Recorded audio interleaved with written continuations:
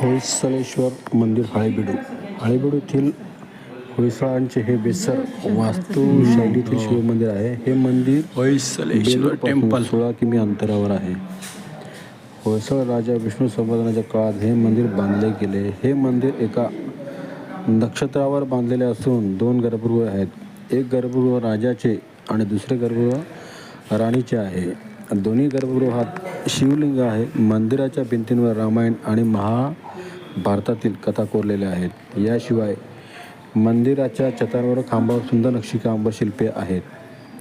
अनेक देवदेवी, प्राणी आणि पौराणिक कथांमधील कथा मोठ्या प्रमाणावर कोरलेल्या आहेत.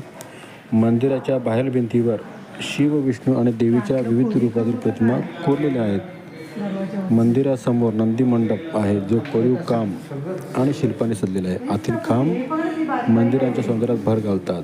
प्रत्येक खांब हा शिल्पकलेचा अनोखा नमुना असून गर्भगृहाच्या भिंतीवर हवा आणि प्रकाश येण्यासाठी जलवातायन आहे.